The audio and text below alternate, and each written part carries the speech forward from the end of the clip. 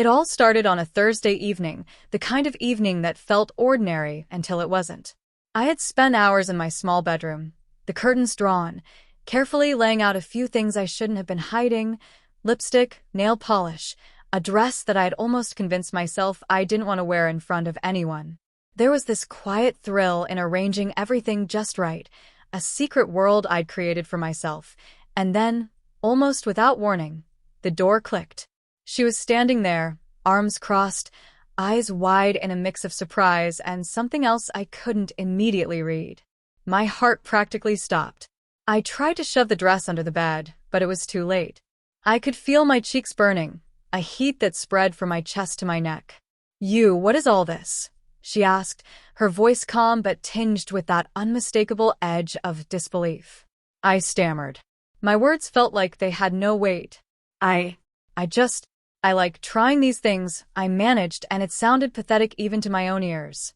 She stepped closer, her gaze softer now, yet probing, like she was trying to understand a secret she hadn't even known existed.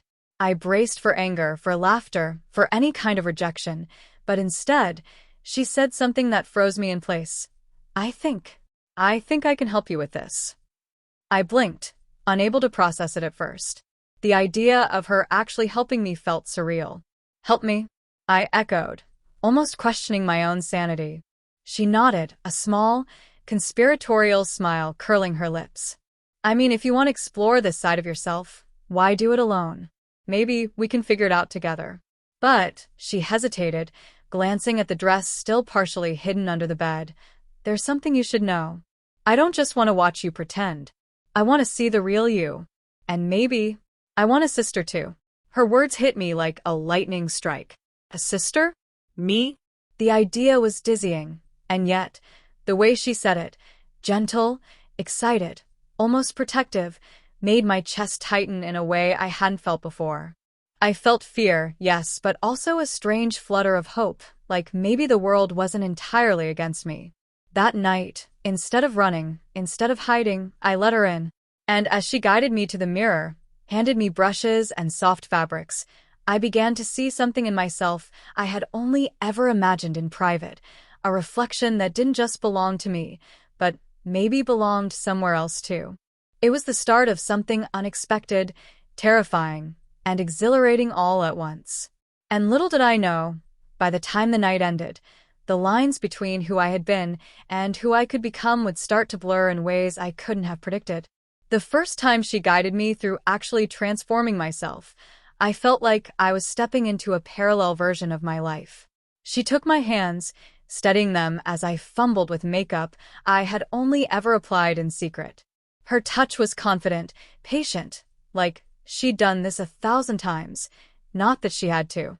The way she spoke to me, guiding each movement, made my heart pound in an odd mixture of anxiety and comfort. "Start with your eyes," she said softly. "You don't need to hide them. Let them tell your story." I watched in the mirror as she demonstrated gentle strokes of eyeliner and shades I had never dared to try. My reflection was already changing, but with her beside me, I began to see myself differently. Not just a man trying on clothes, but someone stepping into a new identity, delicate yet bold, fragile yet unapologetically present.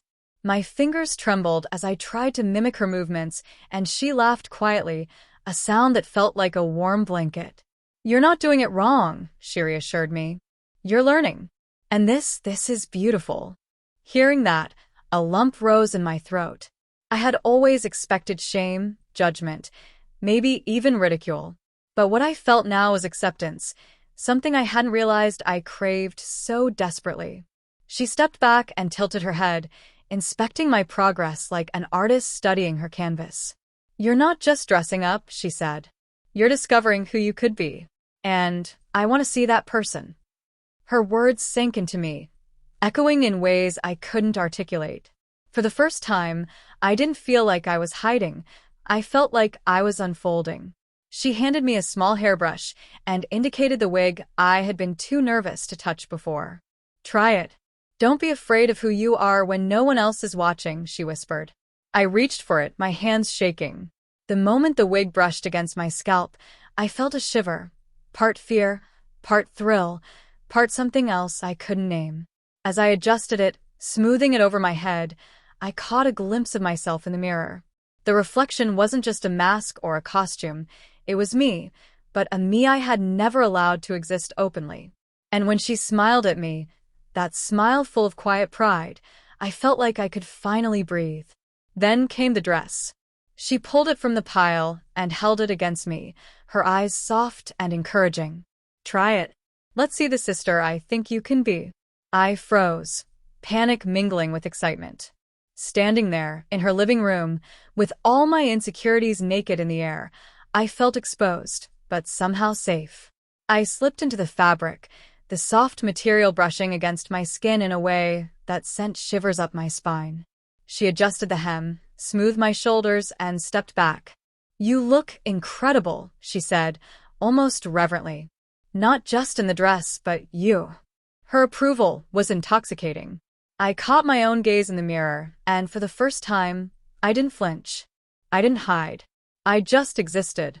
And in that existence, something inside me shifted. Fear still lingered, but it was no longer overwhelming. Excitement pulsed through me, stronger than any hesitation. She reached out, gently taking my hand. "This is only the beginning. But remember, this sister, she's going to need care, attention, love. And I'm here for all of it." Her words wrapped around me like a promise. And in that quiet moment, standing in a dress, a wig, and trembling hands, I realized that my life had just begun to take a turn I never could have imagined, and I wasn't alone. The next few days felt like walking through a dream I didn't want to wake from. She had this way of making everything feel intentional, as if every brushstroke, every choice of color, every accessory mattered, not just for appearances, but for who I was becoming. She didn't rush me, but she pushed me gently, testing boundaries I had never dared to explore. One afternoon, she suggested we go shopping. My stomach flipped at the thought. Being out in public like this, even partially, was terrifying. I imagined everyone staring, judging, laughing. But she looked at me with a calm certainty that made me question my own fears. "You won't be alone," she said. "And if anyone tries to make you feel small, we'll walk out together. You're stronger than you think." We entered the store, and the fluorescent lights cast their harsh glare on the racks of clothes. My pulse raced as I followed her, clutching a handbag that felt like a lifeline. She guided me through aisles, letting me touch fabrics, choose colors, and see what felt right.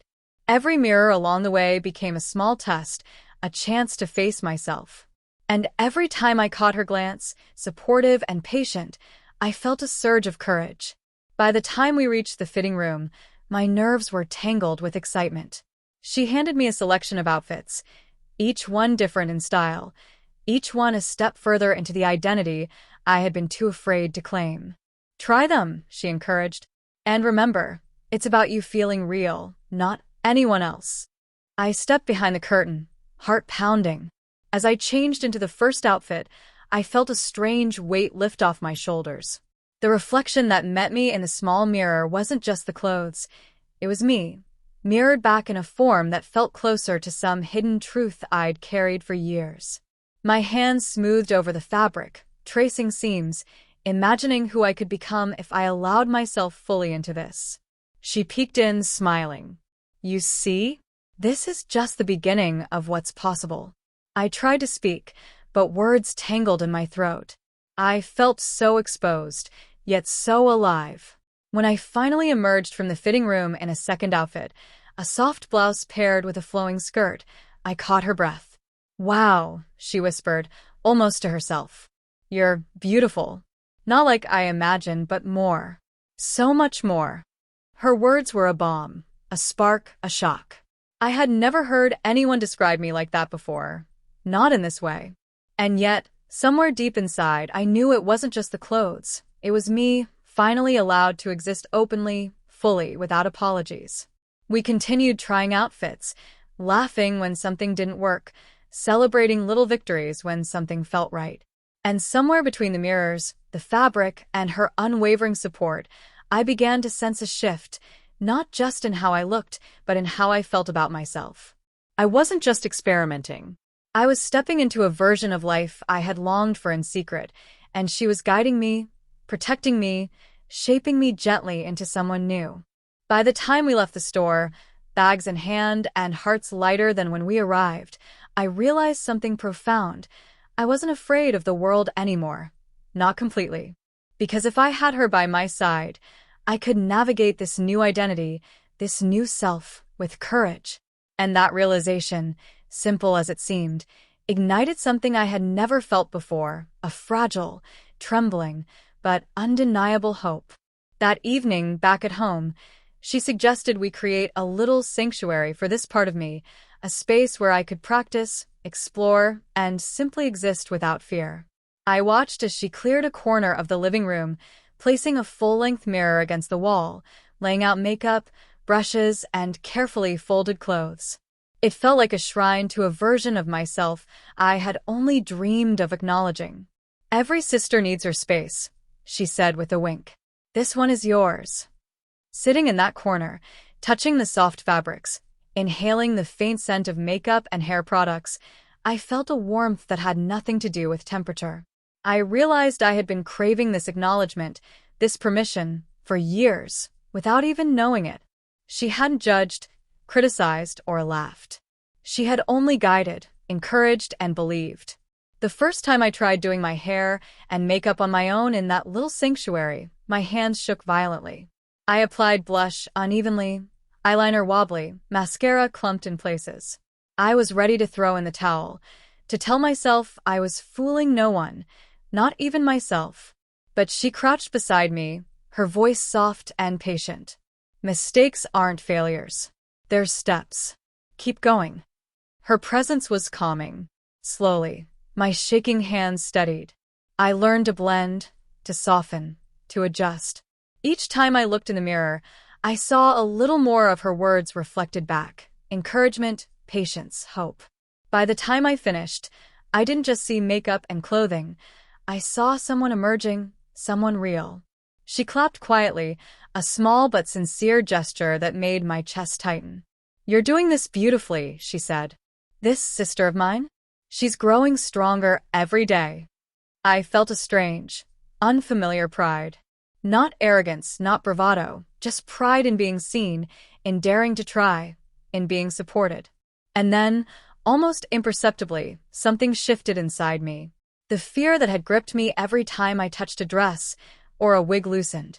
I began to imagine what it would feel like to live more fully in this identity, to step beyond my private sanctuary and into the world. We spent hours like that, experimenting, laughing when things went wrong, celebrating little victories. She shared tips, guided my hands, and encouraged me to look at myself differently. And through it all, I began to realize something profound. I wasn't just dressing up. I was learning to love a part of myself I had buried for years, and she was helping me do it without shame. Later, as we sat together, sipping tea, she looked at me and said something I will never forget. "The sister you're becoming, she's brave. She's you, fully. And she deserves to be seen, not just hidden away." Her words sank into me, deep and quiet, echoing in the spaces I hadn't allowed anyone to touch before. I realized that this journey wasn't just about clothes or makeup. It was about identity, acceptance, and courage. And with her by my side, I began to believe that maybe, just maybe, I could become the sister she saw, the person I had longed to be, without fear. A few days later, she suggested something that made my stomach flip, a practice outing.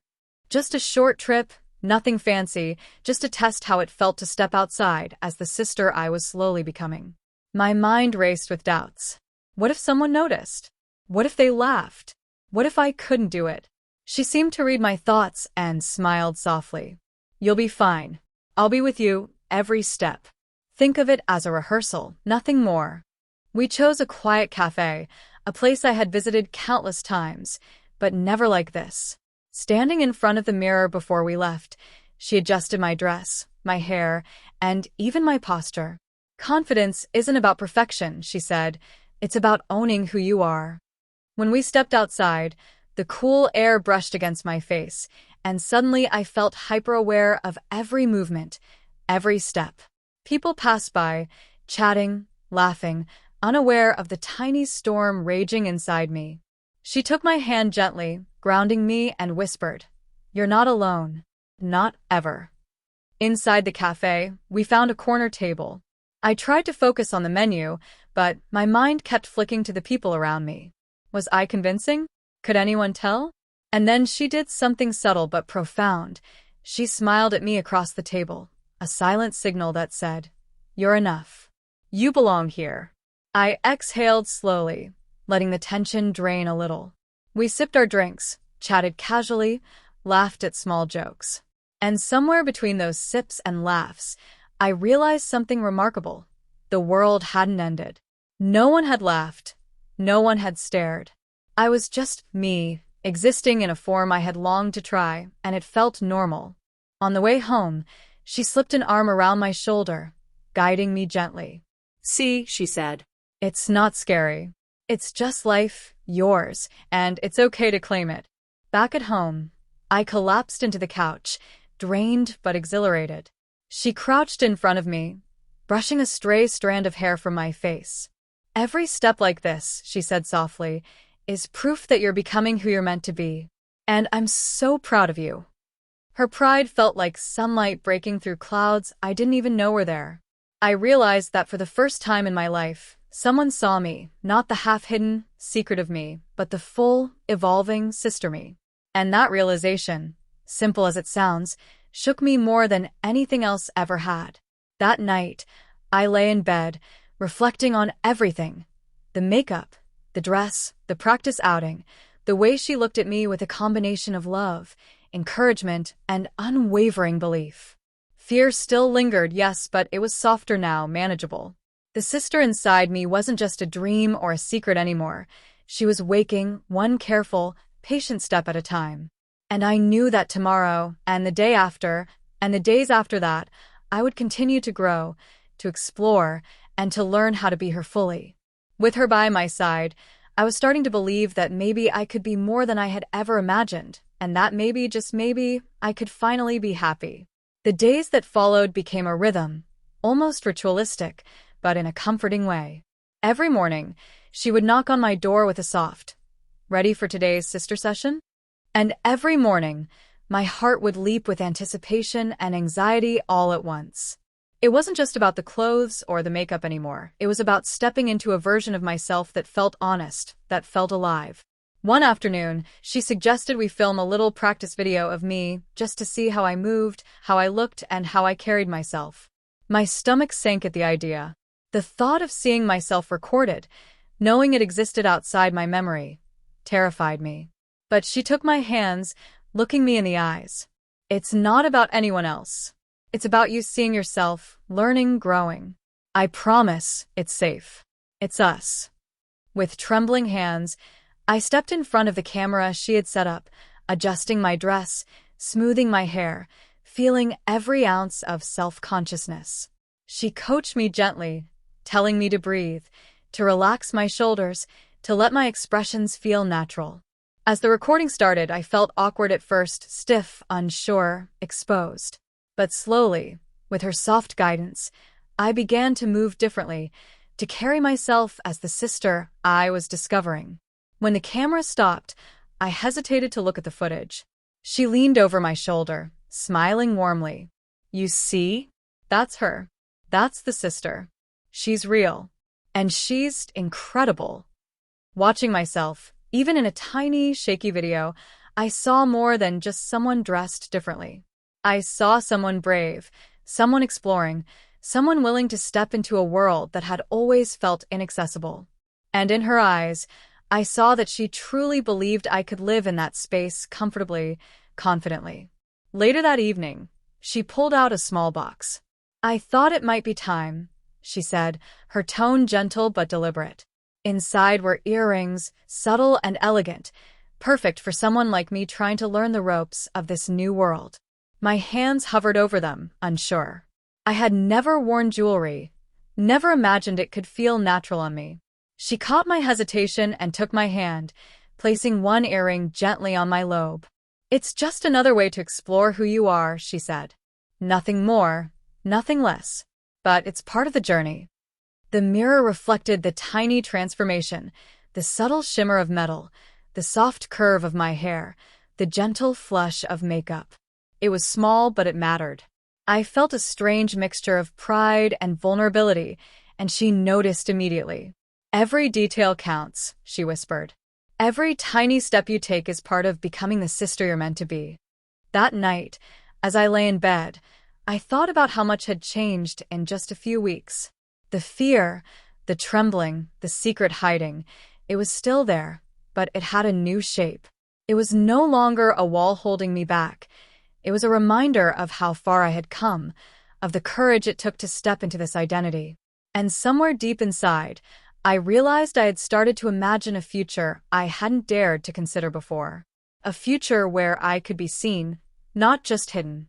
A future where I could live openly as the sister I had always longed to explore. And she, my guide, my anchor, my confidant, had made me believe that it was possible. A week later, she suggested something even bolder. A small gathering with a few close friends, people I already trusted, so I could test being seen as the sister outside our home. My stomach flipped at the thought. The idea of exposure terrified me. I pictured every possible scenario.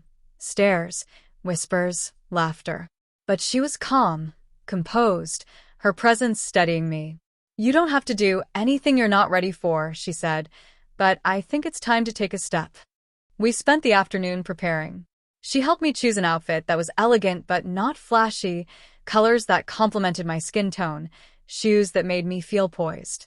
She guided my hair, adjusted my makeup, and then looked at me with that unwavering gaze.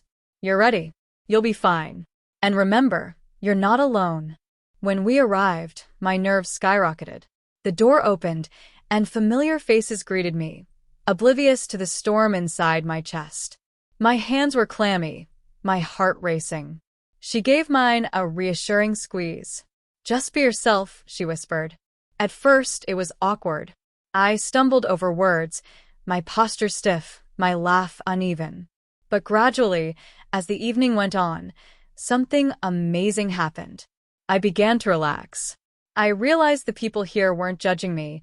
They were interacting with me, noticing my expressions, my laughter, the small gestures that made me me. She watched me closely, her eyes soft, almost glowing with pride. "See," she said quietly, "you belong here. You always have." By the end of the evening, I was laughing naturally, even catching myself enjoying the experience. The fear hadn't vanished completely, but it had shrunk, replaced by a small, resilient courage. For the first time, I felt that maybe the sister I had been nurturing in secret could exist in the real world. On the walk home, she looped her arm through mine, and I felt a weight lift off my chest. "You did it," she said softly. "You were brave. You faced something terrifying, and you came out stronger." I smiled, exhausted but exhilarated. "I couldn't have done it without you," I admitted. Her gaze softened. "No, but you did it. You made the choice. You took the steps. I just guided you." That night, as I reflected on the experience, I realized just how much had shifted inside me. The sister wasn't just a private dream anymore. She had stepped into the world, hesitated, and survived. And with every moment, every step, she was becoming more confident, more real, more alive. The realization was dizzying, and yet exhilarating. I had lived for years hiding this part of myself, thinking it could never be accepted, even by those closest to me. But here she was, my sister self, nurtured, acknowledged, supported, and slowly stepping into her own life. And the thought that this was only the beginning made my chest tighten with a mix of fear, excitement, and hope. I drifted to sleep that night with a quiet determination. Tomorrow, I knew, would bring more steps, more challenges, and more discoveries. But for the first time, I believed I could face them. Not alone, but with her by my side, guiding me gently into the world as the person I had longed to be. The next morning, she suggested we explore styling in more depth, things like subtle fashion choices, layering, and accessories that could make the sister version of me feel authentic without drawing unnecessary attention. I was hesitant, at first. I'd come so far, yet the thought of pushing boundaries made my stomach twist. She caught my hesitation and smiled. It's okay to be nervous. Growth isn't comfortable, and that's why it works. We spent hours experimenting with scarves, belts, and jewelry. She encouraged me to watch how each piece changed my silhouette, the way I moved, the way light hit my face. I began to notice subtleties I'd never paid attention to, the way a soft scarf could frame my neck and shoulders, how the right blouse could make my posture feel graceful, how a delicate bracelet made my hands feel lighter. This isn't just about clothes, she said, brushing a strand of hair behind my ear. It's about embodying confidence in every detail. The sister is in the movement, the gesture, the way you hold yourself. The outfit is just the tool. Her words struck me deeply. I realized I had been focusing so much on appearances that I had overlooked the essence. The way someone carries themselves can speak louder than any outfit or makeup. Slowly, I felt myself relaxing into these small discoveries, beginning to inhabit the sister version of me more fully. Later, she suggested trying a subtle change in voice and expression, practicing soft laughter, gentle speech patterns, ways of conveying warmth without exaggeration. I stumbled at first, my voice cracking and my gestures feeling unnatural. But she guided me with patience, mirroring subtle expressions and encouraging small corrections. See? She whispered as I finally relaxed a little. It's all about feeling comfortable. The more natural it feels, the more it becomes you.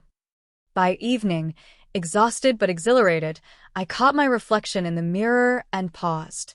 For the first time, the sister felt fully integrated, not just in clothing or hair, not just in makeup or accessories, but in posture, in movement, in subtle gestures.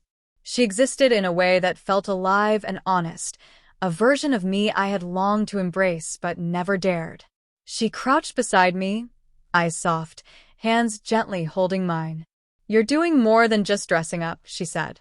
You're becoming. And that is extraordinary. I nodded, a lump rising in my throat. I felt fear, yes, but also pride and exhilaration.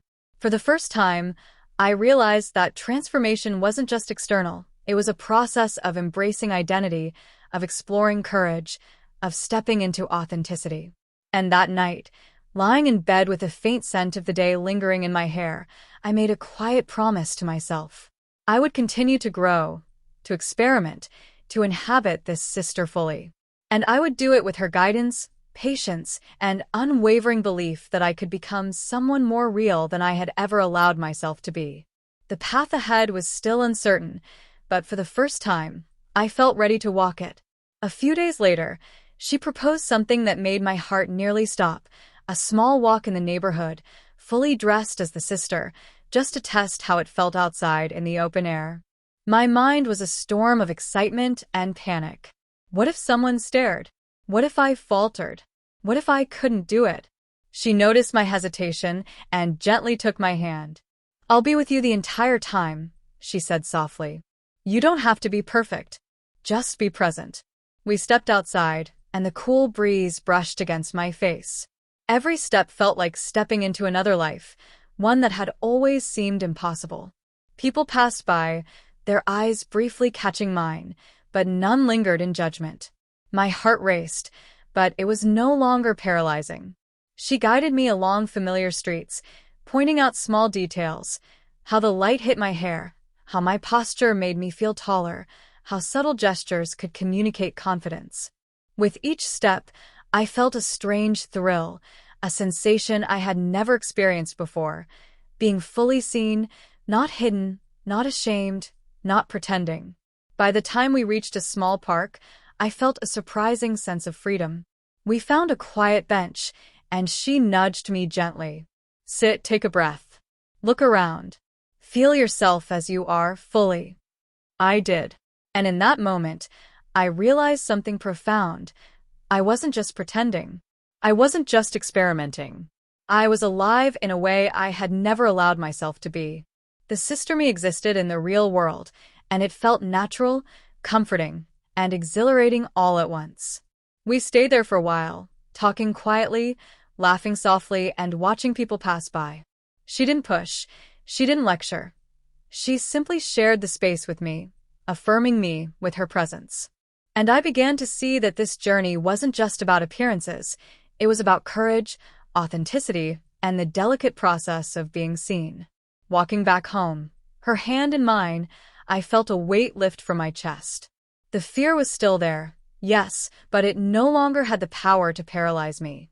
With each step, each careful breath, each supportive glance, I felt myself becoming stronger, more confident, more real. That night, as I reflected on the experience, I realized I had crossed a threshold. The sister wasn't just a secret anymore. She was a living, breathing part of me, capable of existing in the world and worthy of love, attention, and care. And the thought that I had taken this step, guided by someone who believed in me fully, filled me with gratitude and a quiet, unshakable joy. For the first time, I felt the possibilities stretching before me, not just in small, secretive moments, but in the real, unpredictable world. And I knew that the journey wasn't over. In fact, it was just beginning. The next morning, she suggested we have a full transformation day, a day where I would step fully into the sister, from hair to makeup, outfit to accessories, and even mannerisms. My stomach fluttered with nerves, but also excitement. This was the culmination of weeks of practice, experimentation, and small victories. As I sat in front of the mirror, she guided me with patience, brushing my hair, applying makeup, adjusting clothing. Every motion felt deliberate, every detail shaping the sister I had been nurturing in secret. She coached me gently, reminding me to relax my shoulders, soften my expressions, and breathe naturally. For the first time, I felt the reflection staring back at me wasn't just a mask, it was me, fully alive, fully seen, fully myself. When she stepped back, her eyes glimmered with pride. "Look at you," she said softly. "This is who you are. This is the sister you've been becoming." I couldn't stop staring. The person in the mirror was elegant, confident, and unmistakably me. The soft blush, the delicate jewelry, the flowing dress, it all came together in a way that made my heart pound and tears prick my eyes. It wasn't just the appearance, it was the presence, the authenticity, the courage that had grown inside me. She handed me a small notebook. "I thought you might want to document this," she said. "Write about your feelings, your thoughts, your steps. Every part of this journey matters." I opened it and began to write, words pouring out faster than I could form them. I wrote about fear, excitement, doubt, and courage. I wrote about the first moments I had felt seen, the first practice outings, the small triumphs of hair, makeup, and posture.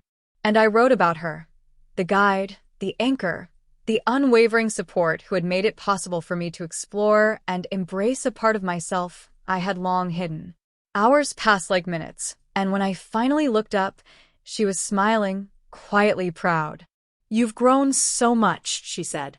"Not just in appearance, but in heart, mind, and spirit. The sister isn't just here on the outside. She's in you, fully, bravely, and beautifully." I felt a swell of gratitude and awe. I realized that this journey, which had begun with secret brushes, hidden dresses, and quiet fears, had transformed me in ways I hadn't expected. I wasn't just learning to dress differently.